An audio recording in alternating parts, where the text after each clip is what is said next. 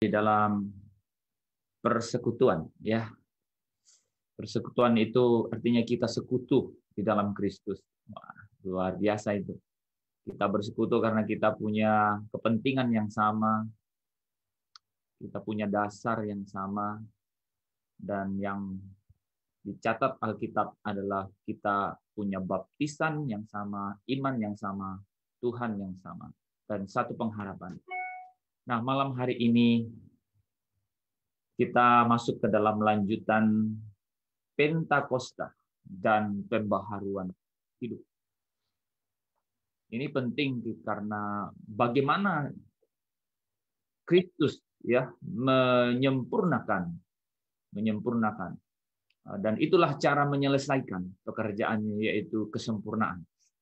Hendaklah kamu sempurna seperti Bapakku di surga sempurna. Nah, yang dikasihi Tuhan, mari kita buka persekutuan kita malam hari ini. Mari kita bersyukur di dalam doa. Bapa di dalam kerajaan surga, kami mengucap syukur malam hari ini. Kami tahu dan yakin bahwa tidak akan pernah kasih-Mu itu pergi dari hidup kami, karena Bapa itu kasih, Allah itu kasih, dan Allah itu setia. Engkau tidak pernah berubah. Engkau sama dulu, sekarang, bahkan sampai selama-lamanya.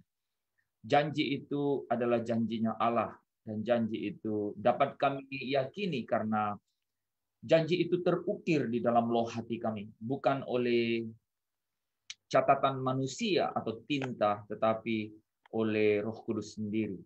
Malam hari ini kami bersukacita karena kami mengerti kebenaran. Kami bersukacita karena kami mengerti bagaimana Yesus membawa kami melewati hari-hari kami. Kami bersukacita karena kehadirannya itu. Kami bersukacita karena kesetiaan Tuhan yang kami saksikan di dalam hidup ini. Terima kasih Bapak. Dengan itu kami menikmati akan aliran sukacitamu di dalam hidup ini. Dan itu yang membuat kami bersorak. Itu yang membuat kami bergirang. Itu yang membangkitkan harapan-harapan kami. Karena kami percaya bahwa di balik harapan itu ada janji Tuhan yang tidak pernah diingkari, tidak pernah berubah. Tetapi dari hari ke hari, janji itu kami semakin lihat, semakin nyata di dalam hidup kami. Kami semakin masuk dan menikmati kehadiran Tuhan di dalam setiap momen, kondisi, kegerakan hidup kami. Terima kasih Bapak. Biarlah kehadiran-Mu inilah yang terus dapat kami saksikan di sisa perjalanan hidup kami. Karena kami tahu bahwa kekuatan kami adalah dari kehadiran-Mu. Terima kasih Bapak. Di dalam nama Tuhan Yesus, kami tabiskan persekutuan kami malam hari ini. Satu nama yang penuh kuasa, nama di atas segala nama, Tuhan di atas segala Tuhan, Raja di atas segala Raja yang akan datang kembali menjemput kami semua anak-anaknya untuk dapat bersama-sama di dalam satu perjamuan yang wow. Satu hari nanti kami akan lihat Tuhan, kami akan nikmati, dan itulah yang menjadi kerinduan kami di dalam perjamuan kawin anak tunggal. Terima kasih Bapak. Di dalam satu nama Yesus Kristus, kami berdoa. Haleluya, haleluya. Amin. Nah, malam hari ini kita akan memuji Tuhan, kita akan bersorak, kita akan meninggikan Dia, dan kita akan masuk lebih dalam di dalam penyembahan kepada Dia. Saudara Ibu Nur dan Pak Andi akan memandu kita di dalam pujian dan penyembahan ini. Haleluya, haleluya, amin. Silakan Bu. Shalom. Shalom Bu. Shalom, salam sejahtera bagi kita sekalian, Bapak Ibu yang terkasih dalam Tuhan. Biar kiranya kuasanya Tuhan tetap ada di antara kita, di tengah-tengah kita, di dalam kita, mengalir memenuhi kita semua. Dan malam hari ini kita akan menyembah Tuhan. Mari kita bawa seluruh hidup kita jadi persembahan yang berkenan, yang hidup yang kudus, yang layak di hadapan Tuhan. Mari sembah Dia, tinggikan Allah kita. Kemanakah aku dapat pergi menjauhi Roh-Mu? Karena kemanapun kami pergi, Engkau ada di sana. Mari sembah Tuhan, tinggikan Allah kita. haleluya.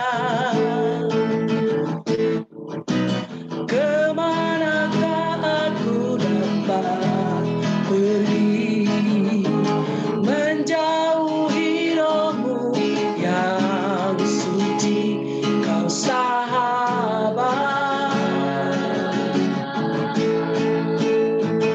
dan kau dekat.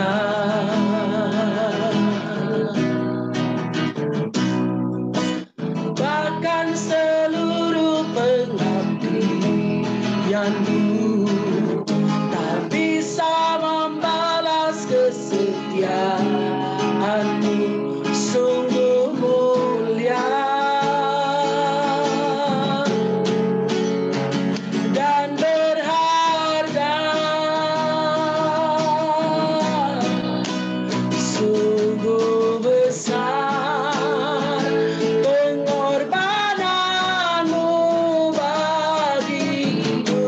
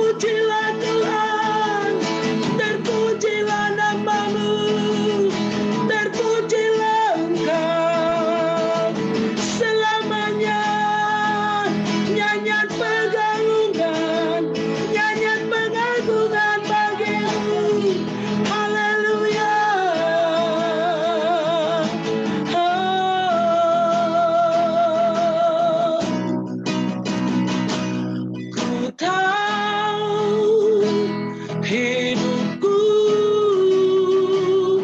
adalah penyembahan. Kau ciptakanku dalam kemuliaan. Mari semua sembah Tuhan Allah kita.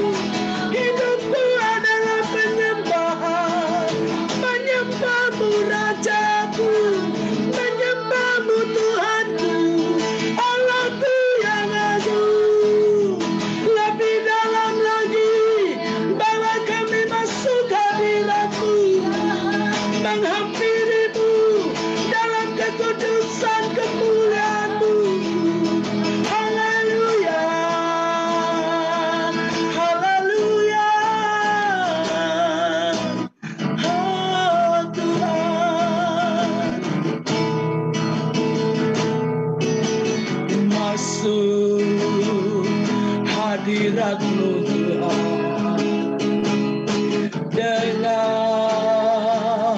korban pujian masuk hadirat-Mu Tuhan, berhiaskan kekudusan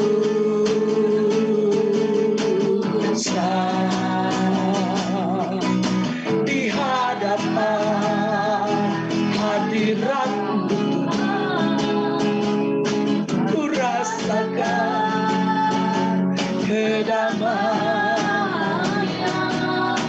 di hadapan hadirat-Mu Tuhan, ku nampak keagungan.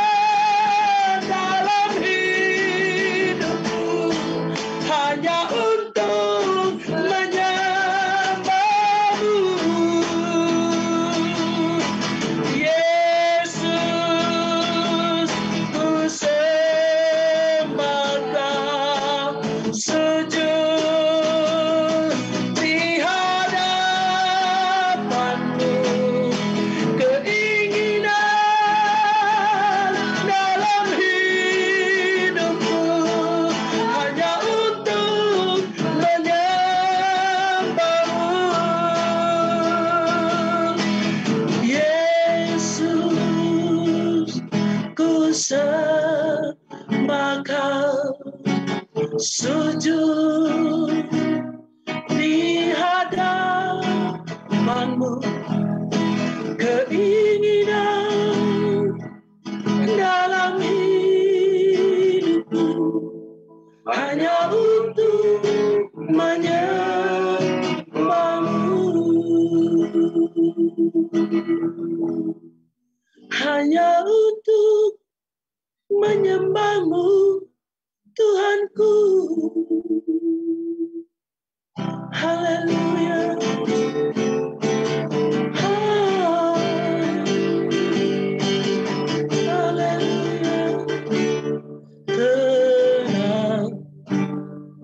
Tenangkanlah hati kami untuk datang menghadap Engkau, untuk mendengar suara-Mu Tuhan malam hari ini. Biarlah kami terus menyembah-Mu, memuja-Mu, meninggikan Engkau Tuhan. Haleluya.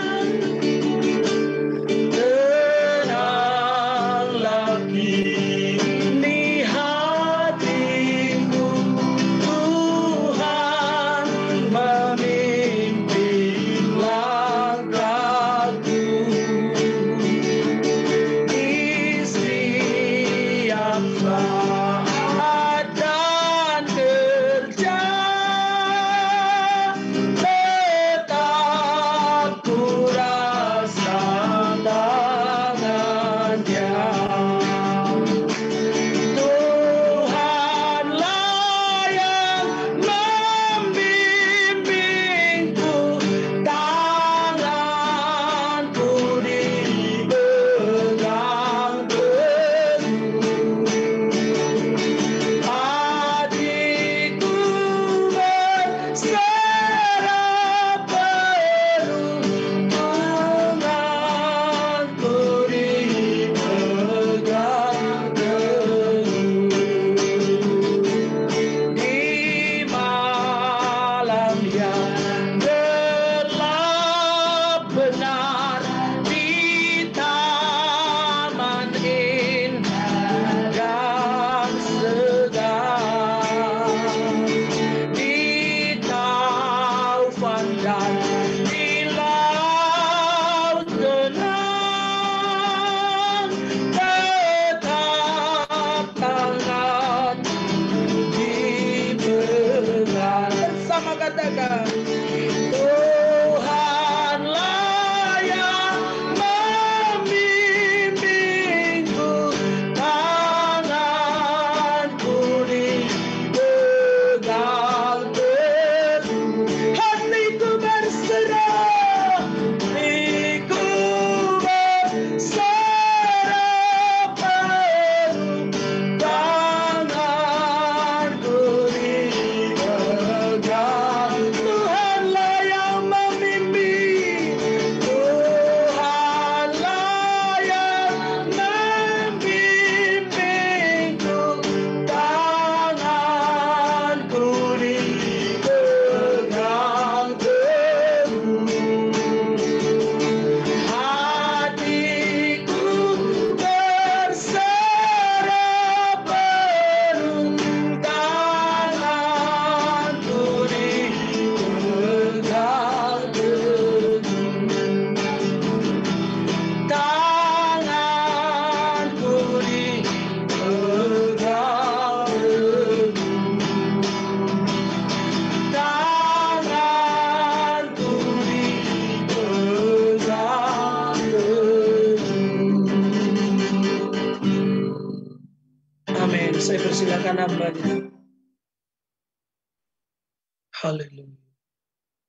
Terima Terima kasih Bapa di dalam kerajaan surga, kami mengucap syukur pada malam hari ini. Tuhan yang senantiasa memegang tangan kami, yang tidak pernah Recording membiarkan stopped. kami terjatuh. Tuhan, Engkau yang menopang kehidupan kami, walaupun banyak kesempatan yang bisa membuat kami terjatuh, yang bisa membuat kami meninggalkan Tuhan. Tetapi Engkau menjagai kami Tuhan, Engkau melindungi kami, Engkau menuntun kami dalam setiap langkah kehidupan kami. Engkau yang membawa kami kembali kepada kebenaran-Mu Tuhan. Engkau yang menarik kami dari cara hidup kami yang salah.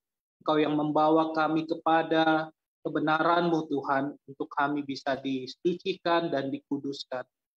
Kami mengucap syukur pada malam hari ini ya Bapa, karena lewat ibadah yang kami lakukan, baik melalui Zoom maupun live streaming ini Tuhan, Engkau yang terus mengubahkan setiap kami. Engkau yang mengikis setiap hal-hal yang tidak berkenan di hadapan-Mu sedikit demi sedikit Bapa, supaya kami menjadi semakin indah dibentuk oleh kebenaran firman-Mu. Kami menjadi perabot-perabot yang dipergunakan untuk perbuatan-perbuatan mulia ya Bapa.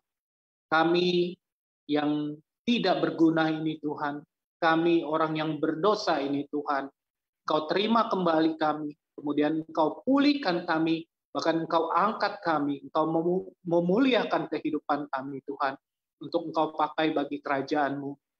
Terima kasih Bapa, pada malam hari ini kami bersyukur untuk segala apa yang sudah Tuhan kerjakan dalam hidup kami, dan kami juga mau mendengarkan kebenaran firman-Mu. Lewat sharing ini kami berdoa ya Bapa, kami yang mendengarkan tidak berguna ini kami Tuhan, yang mendengarkan kami orang yang berdosa ini Tuhan, supaya kami tetap Kau terima kembali di dalam kebenaran-Mu. Kau pulihkan kami Bapa di dalam kerajaan surga. Kami mengucap syukur dan kami siap untuk mendengarkan firman-Mu. Dalam nama Yesus kami berdoa. Amin. Ya, shalom. Shalom. Ya, shalom. Shalom, Pak. Shalom, Pak Wali. Damai sejahtera buat kita semua, Bapak Ibu Saudara sekalian, di dalam Yesus yang telah memberikan kepada kita damai sejahtera yang tidak sama dengan apa yang diberikan dunia kepada kita. Amin. Pada malam hari ini kita mau kembali melanjutkan apa yang sudah kita bahas sebelumnya dari kitab Kisah Para Rasul, dan menjadi suatu kitab yang menarik untuk kita pelajari, karena di dalam kitab Para Rasul ini kita bisa melihat bagaimana cara kerja Tuhan membangun jemaatnya yang mula-mula setelah Yesus naik ke surga. Dan kita juga sudah belajar, Bapak Ibu, saudara-saudara sekalian, bahwa kitab Para Rasul ini merupakan kitab di mana di dalamnya berisi tindakan-tindakan para murid, ya, untuk mereka mempraktekkan apa yang sudah diajarkan Yesus, apa yang sudah dilakukan Yesus di dalam kehidupan mereka. Dan kitab Para Rasul ini juga menjadi sebuah kitab yang di dalamnya juga terdapat penggenapan janji Tuhan untuk memberikan penolong yang lain, yaitu Roh Kudus, Roh kebenaran, yang kita juga sudah rayakan beberapa hari lalu, ya, hari Pentakosta, di mana Roh Kudus dicurahkan untuk murid-murid pada saat itu. Dan itu merupakan penggenapan janji Allah di dalam proses bagaimana Tuhan tidak pernah meninggalkan kita sebagai yatim piatu. Ada sebuah proses pengalihan dari murid-murid yang senantiasa hidup bersama-sama dengan Yesus, melihat apa yang dilakukan Yesus selama 3,5 tahun, kemudian digantikan dengan peranan Roh Kudus di dalam kehidupan mereka. Itu menjadi satu transisi yang sangat penting di dalam kehidupan kita, orang-orang Kristen. Karena itu adalah sebuah proses juga peralihan dari cara Allah memberikan perjanjian yang lama kepada kita, memberikan hukum Musa, ya, 10 hukum Musa, dan kemudian digantikan dengan Roh Kudus yang ada di dalam kehidupan kita, menjadi hukum yang tertulis dalam diri kita, yang senantiasa memberikan, menuntun kita, menginsafkan kita dari segala kesalahan, pelanggaran kita, dan membuat kita mengerti apa yang Tuhan kehendaki dalam hidup kita, ya, apa yang Tuhan kehendaki di dalam kehidupan kita. Nah, ini menjadi penting untuk kita juga pahami, Bapak Ibu, saudara-saudara sekalian, bahwa Pentakosta yang sudah terjadi 2000 tahun yang lalu bukan hanya berdampak bagi murid-murid, ya, para rasul pada saat itu, tetapi juga berdampak kepada setiap kita sampai hari ini, karena pekerjaan Roh Kudus masih berlangsung, pekerjaan Roh Kudus masih terus ada sampai hari ini. tidak pernah meninggalkan kita dan senantiasa memberikan kekuatan. Nah, hari ini kita mau belajar lagi, dilanjutkan dari kitab Kisah Para Rasul pasalnya yang kedua. Perikopnya judulnya adalah Khotbah Petrus, ya. Kitab Kisah Para Rasul 2, judul perikopnya itu Khotbah Petrus, dimulai dari ayatnya yang ke-14 nanti sampai dengan ayatnya yang ke-40. Tapi pada malam hari ini, Bapak Ibu Saudara sekalian, kita baca hanya sampai dengan ayat yang ke-15. Jadi hanya 2 ayat saja, ya. Hanya 2 ayat saja. Kitab Kisah Para Rasul pasal yang kedua, ayatnya yang ke-14 sampai dengan ayatnya yang ke-15. Ya, ini satu perikop yang cukup panjang, di mana Petrus berkhotbah. Tapi pada malam hari ini kita mau fokus hanya kepada 2 ayat ini, 2 ayat ini dulu ya. Baik, kita baca sama-sama Kitab Para Rasul pasal yang kedua, ayat yang ke-14 sampai dengan ayat yang ke-15. Demikian firman Tuhan, maka bangkitlah Petrus berdiri dengan ke-11 rasul itu, dan dengan suara nyaring ia berkata kepada mereka, "Hai kamu orang Yahudi dan kamu semua yang tinggal di Yerusalem, ketahuilah dan camkanlah perkataanku ini. Orang-orang ini tidak mabuk seperti yang kamu sangka, karena hari baru pukul 9. Ya, cukup sampai di situ pembacaan kita pada hari ini, Bapak Ibu Saudara sekalian. Ini adalah satu ayat yang singkat ya, ayat yang singkat, hanya 2 ayat kita baca. Tetapi saya mau kita belajar lebih dalam untuk mengerti. Ini merupakan satu ayat yang sangat penting untuk kita pahami, Bapak Ibu Saudara sekalian. Paling tidak kita mengerti bahwa ayat ini adalah berisi perkataan Petrus, ya, berisi perkataan Petrus yang pada saat itu ada di dalam kumpulan murid-murid yang menanti-nantikan kedatangan sang penghibur, ya, roh penghibur yang dijanjikan oleh Yesus.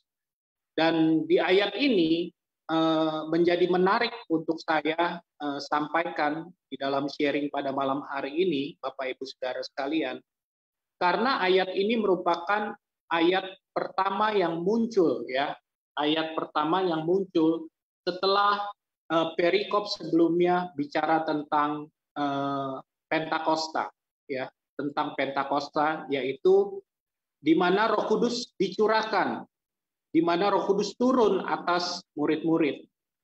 Nah, yang menarik di sini di dalam ayatnya yang ke-14 dimulai dengan satu kalimat yang sangat luar biasa, yang sangat powerful.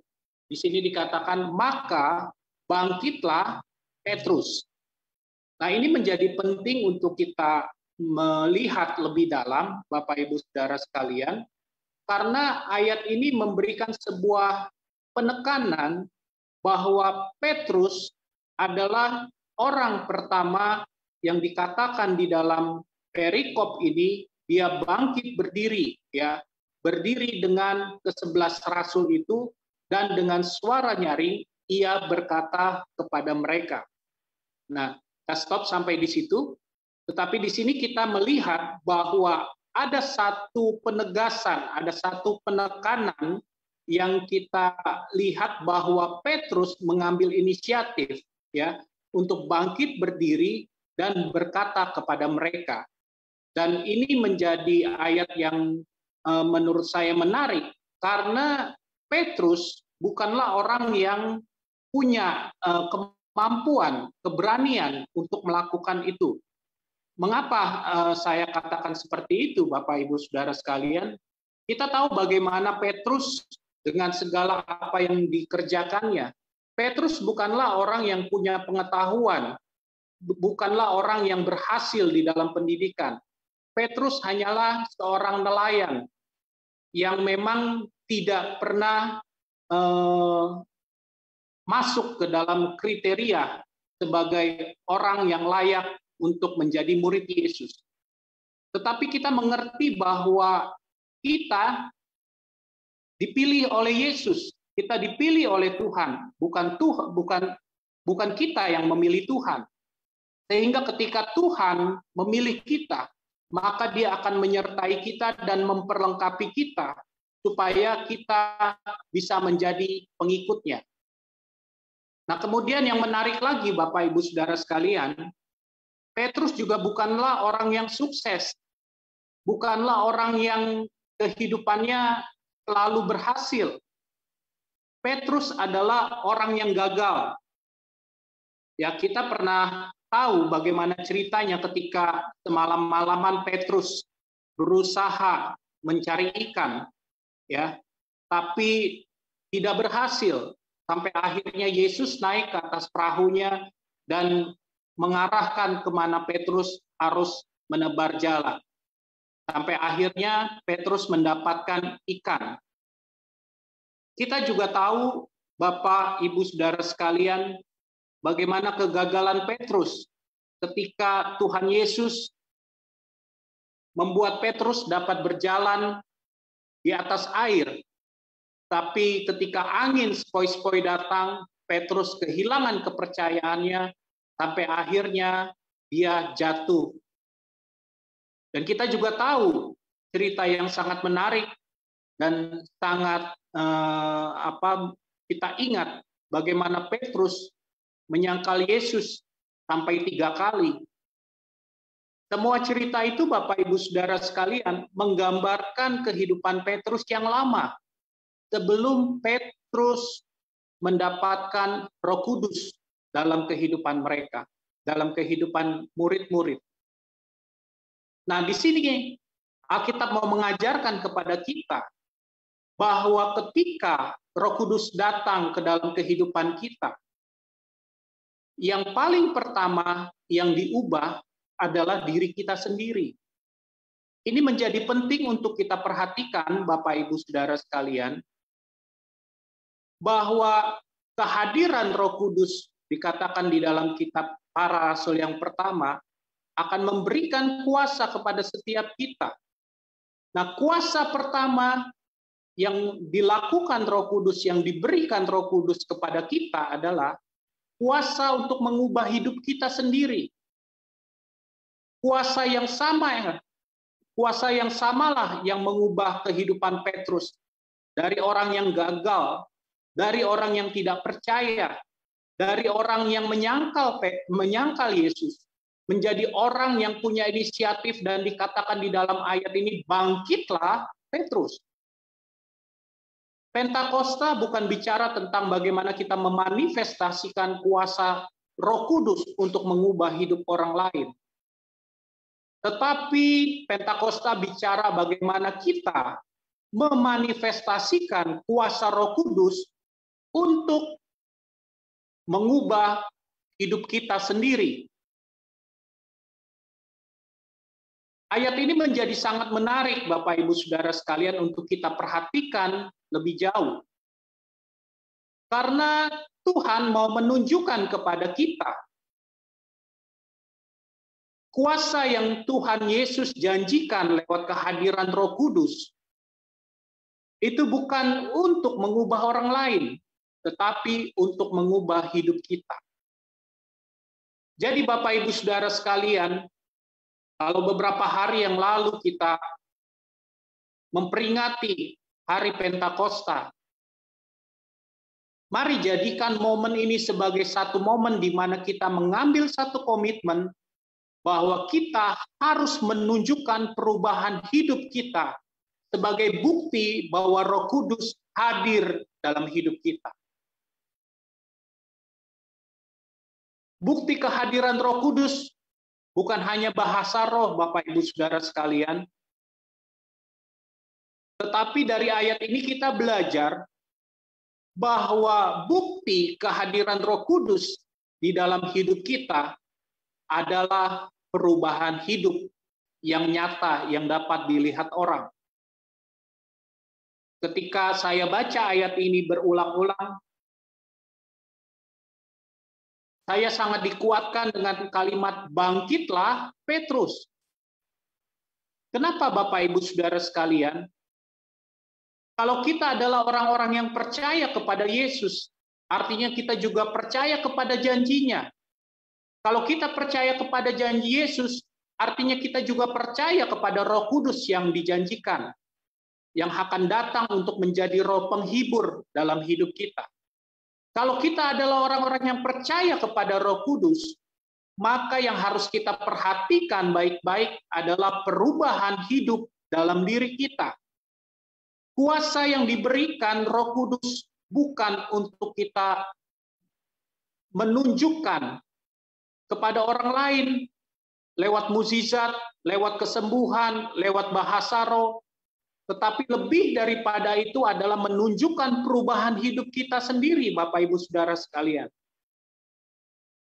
Jangan kita terpancing oleh fenomena ataupun apa yang dilihat, kuasa yang dinyatakan, seperti mukjizat dan yang lainnya, kalau hidup kita tidak berubah. Ini penting untuk kita perhatikan, Bapak Ibu Saudara sekalian. Kita para rasul ini dicatat sebagai satu kitab yang menjadi peringatan juga untuk kita. Supaya kita bisa belajar dari bagaimana perubahan hidup Petrus lewat ayat ini. Petrus sama seperti kita. Kita sama seperti Petrus. Kita adalah manusia biasa yang penuh dengan kelemahan. Kita penuh dengan segala kegagalan di dalam kehidupan kita. Kegagalan dengan berbagai macam definisi, Bapak Ibu Saudara sekalian. Tapi yang pasti adalah kita gagal hidup di dalam kebenarannya Allah. Kita adalah orang-orang yang berdosa dengan gaya hidup kita sendiri, yang jauh dari Tuhan, yang tidak mengindahkan pengorbanan Yesus di atas kayu salib untuk menebus dosa-dosa kita. Kita asik dengan segala kehidupan kita sendiri. Tapi kita mau belajar pada malam hari ini, Bapak Ibu Saudara sekalian, tinggalkan gaya hidup kita yang lama, karena Roh Kudus hadir di dalam hidup kita untuk membantu kita, untuk kita bisa mengubah hidup kita dari dalam, bukan dari luar. Karena Roh Kudus diberikan di dalam hati kita untuk mengubah hidup kita dari dalam. Sebagai satu bukti perjanjiannya yang baru yang telah diberikan kepada kita. Hukum-hukumnya diberikan di dalam diri kita supaya kita tidak lagi bisa menyangkali hukum-hukum itu. Karena hukum-hukum yang tertulis di dalam kehidupan kita. Nah, mari Bapak Ibu Saudara sekalian, di sini kita melihat bahwa Petrus bangkit. Mari kita juga bangkit, Bapak Ibu Saudara sekalian, dari segala keterpurukan rohani kita. Mari kita bangkit. Kita menjalin kembali hubungan dengan Tuhan. Kita kembali mengutamakan Tuhan di dalam kehidupan kita.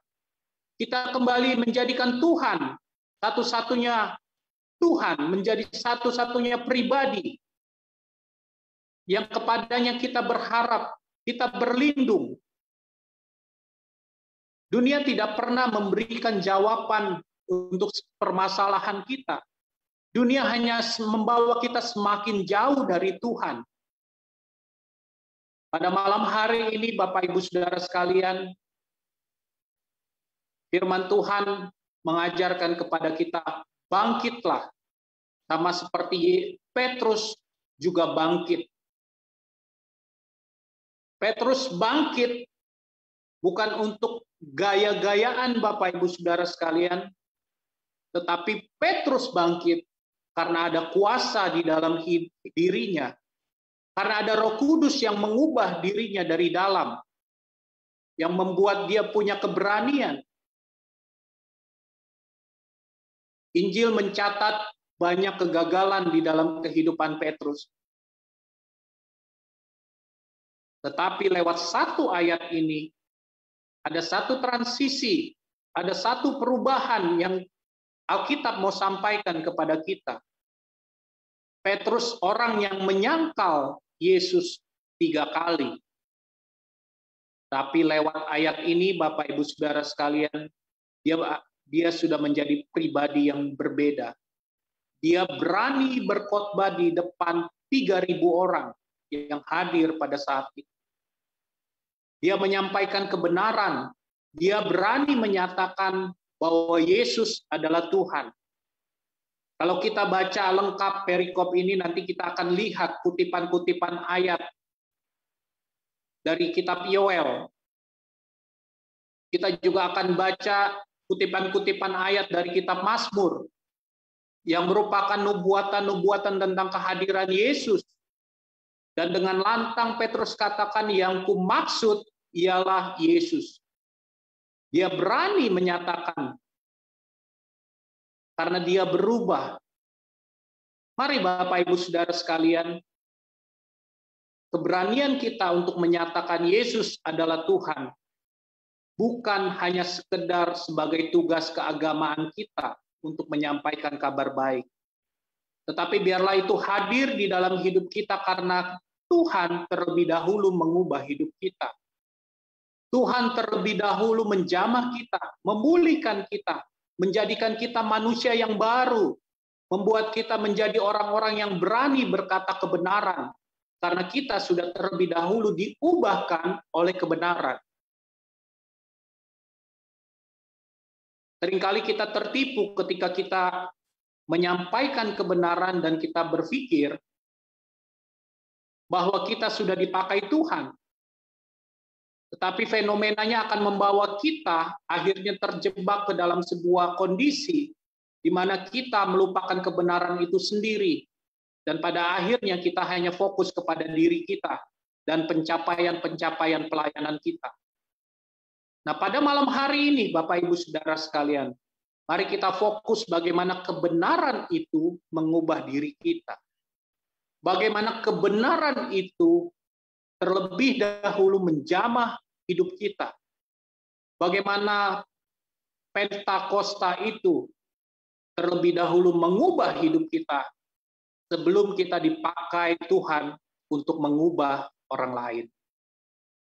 Firman Tuhan katakan jangan sampai ketika kita menyampaikan Injil, berita kabar baik, kita sendiri ditolak. Kenapa itu bisa terjadi? Karena kita lupa untuk mengubah diri kita, tetapi kita fokus mengubah hidup orang lain.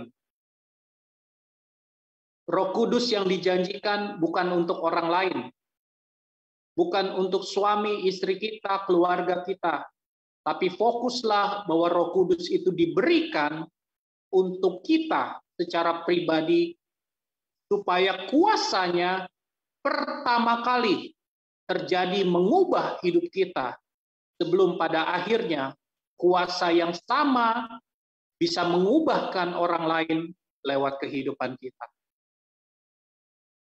Kalau di minggu lalu saya sudah tekankan juga buat kita, Bapak Ibu Saudara sekalian, mari fokus kepada pribadi Roh Kudus, bukan kepada karunia-karunia-Nya. Karena ketika kita fokus kepada pribadi Roh Kudus, artinya kita fokus bagaimana Roh Kudus mau mengajar kita, bagaimana Roh Kudus mau menginsafkan kita akan segala pelanggaran kita, bagaimana Roh Kudus akan menuntun kehidupan kita. Kalau kita fokus kepada karunia-karunia-Nya, itu hanya akan membawa kita menjadi orang-orang yang sombong, menjadi orang-orang yang hanya mau dilihat orang lain sebagai orang yang rohani. Tetapi sesungguhnya kita kehilangan pribadi yang memberikan karunia itu. Tema kita pada malam hari ini adalah Pentakosta dan perubahan hidup. Pentakosta dan perubahan hidup. Kalau kita ingat Pentakosta, mari kita ingat Petrus. Bagaimana hidupnya berubah karena ada Roh Kudus di dalamnya. Hal yang sama harus juga terjadi di dalam kehidupan kita, Bapak Ibu Saudara sekalian. Kehadiran Roh Kudus lewat Pentakosta harus terlebih dahulu mengubah hidup kita. Kita yang tadinya tidak percaya, kita yang tadinya menyangkal Yesus, kita yang tadinya gagal di dalam kehidupan kita, yang mungkin seringkali banyak mengandalkan kekuatan kita.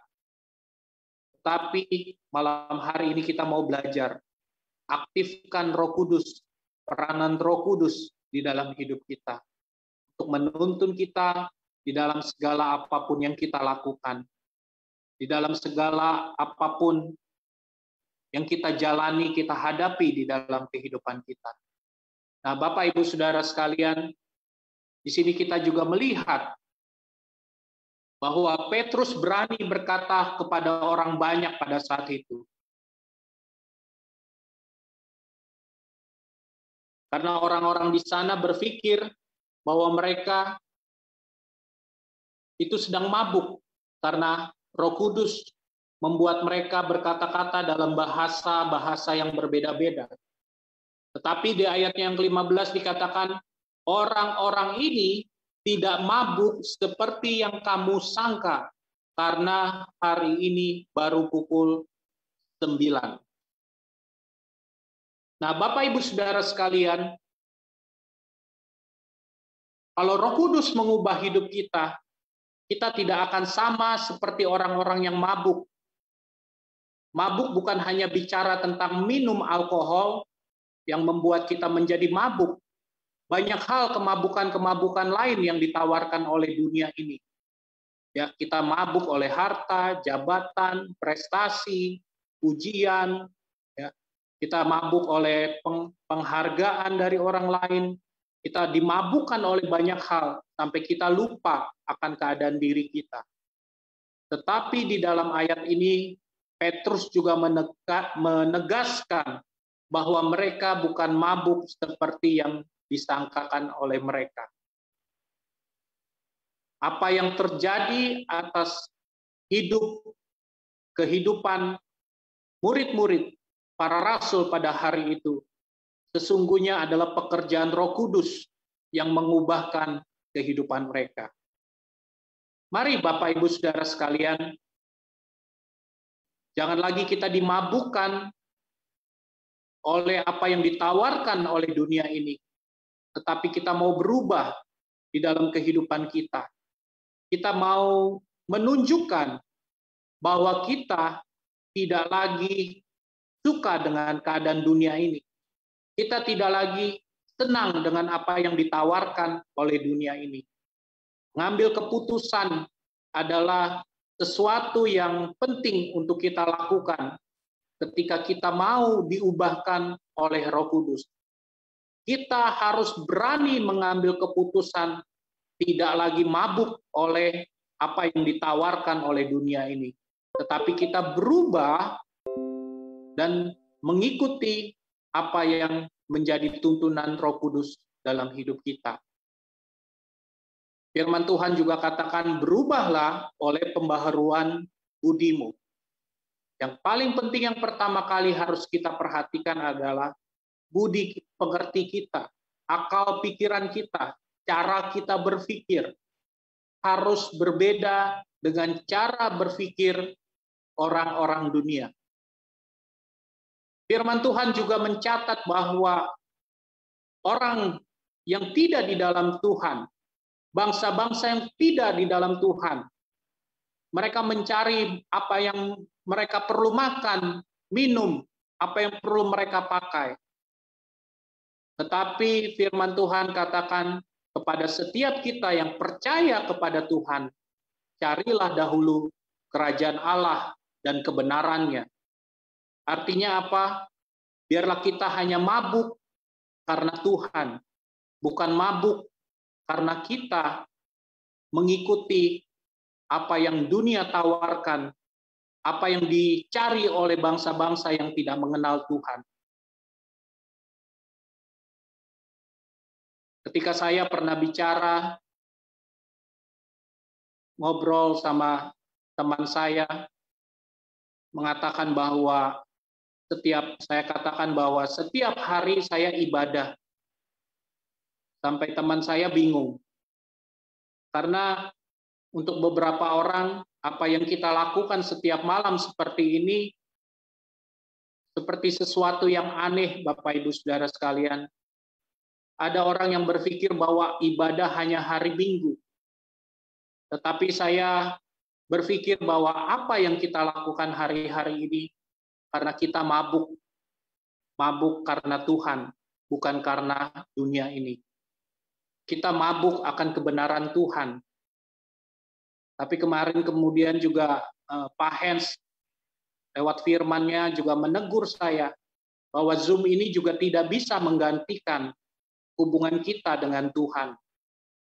Jadi kembali kita harus fokus kepada Tuhan-Nya, bukan kepada aktivitasnya. Biarlah kita hanya mabuk oleh karena Tuhan, bukan karena yang lain. Itu akan membawa perubahan yang signifikan di dalam hidup kita. Mari Bapak Ibu Saudara sekalian, kita masing-masing punya masa lalu, kita punya sejarah yang berbeda-beda, kita punya cerita yang berbeda-beda. Tetapi biarkan itu menjadi sebuah cerita bagaimana Tuhan mengubahkan hidup kita. Sama seperti halnya Petrus juga punya cerita dengan segala kegagalan hidupnya. Tetapi lewat ayat ini kita belajar, Petrus dikatakan bangkit. Kita yang punya cerita yang mirip seperti Petrus dengan segala kegagalan kita, mari kita bangkit. Saudara-saudara sekalian, mari kita jadikan Tuhan satu pribadi yang luar biasa yang dapat mengubahkan kita, yang dapat membuat kita berubah oleh karena kuasa Roh Kudus yang ada di dalam kita. Jangan hanya berpikir bahwa kuasa yang diberikan Roh Kudus untuk mengubah hidup orang lain, tetapi biarlah kita terlebih dahulu merasakan kuasa itu mengubah hidup kita. Demikian yang bisa saya sampaikan, Bapak Ibu Saudara sekalian, untuk kita semua sebagai bahan renungan di dalam waktu yang singkat. Hanya 1-2 ayat ini kita bahas. Tetapi saya berharap ini menjadi sangat powerful karena Roh Kudus bekerja di dalam setiap firman ini untuk mengubahkan diri kita. Mari kita bersatu di dalam doa. Bapa di dalam kerajaan surga, terima kasih Bapa untuk kesempatan kami bisa mendengarkan sharing kebenaran firman-Mu. Firman yang sederhana hanya lewat 2 ayat, melihat sebuah perubahan yang signifikan dari seorang yang bernama Petrus. Murid-Mu, hamba-Mu Tuhan, yang penuh dengan kegagalan, yang sepanjang kehidupannya dipimpin oleh Yesus sendiri, tetapi masih belum mengerti apa yang diajarkan oleh Yesus. Namun demikian kami melihat ada satu perubahan ketika Roh Kudus turun ke atasnya, sehingga dari dalam terjadi sebuah perubahan yang sangat signifikan di dalam kehidupan Petrus. Kami berdoa Tuhan, hal yang sama juga terjadi atas setiap kami yang tergabung di dalam Zoom ini maupun kami yang mendengarkan lewat live streaming. Biarlah kuasa Roh Kudus yang dijanjikan itu terlebih dahulu mengubah hidup kami. Sebelum itu pada akhirnya akan mengubah orang-orang yang ada di sekitar kami. Biarlah kami bisa mengubah mereka Tuhan lewat hidup kami yang diubahkan terlebih dahulu. Terima kasih untuk janji firman yang luar biasa. Terima kasih untuk penggenapan demi penggenapan yang sudah terjadi, yang tercatat di dalam Alkitab. Membuat iman kami semakin kuat, membuat kepercayaan kami seharusnya semakin mudah, Tuhan. Karena kami bisa melihat semua tertulis dengan baik, dengan rapi di dalam firman-Mu. Menjadi satu pembelajaran buat kami. Menjadi satu kekuatan di dalam batin kami. Bahwa Tuhan yang kami sembah adalah Tuhan yang hidup. Bahwa Tuhan yang kami sembah adalah Tuhan yang luar biasa, yang tidak pernah meninggalkan perbuatan tangan-Mu. Bahkan kami, Tuhan, yang bagaikan bulu yang terkulai tidak pernah Tuhan patahkan. Kami sumbu yang berasap tidak pernah Engkau padamkan. Tetapi Engkau terus menuntun kami, membawa kami, membuat kami bangkit, sama seperti Petrus bangkit dari cara hidupnya yang salah, dari ketidakmengertiannya, dari kegagalannya untuk mengikut Engkau. Kami berserah akan kuasa Roh Kudus dalam hidup kami. Ambil alih Tuhan hidup kami, bahwa kami semakin dekat kepada Tuhan. Tarik kami semakin dekat Tuhan. Terima kasih Bapa di surga, di dalam nama Yesus kami berdoa, mengucap syukur. Haleluya. Amin. Amin. Amin. Amin. Amin. Terima kasih Pak Weli. Ya, Amin. sama-sama. Amin. Terima kasih Pak Weli.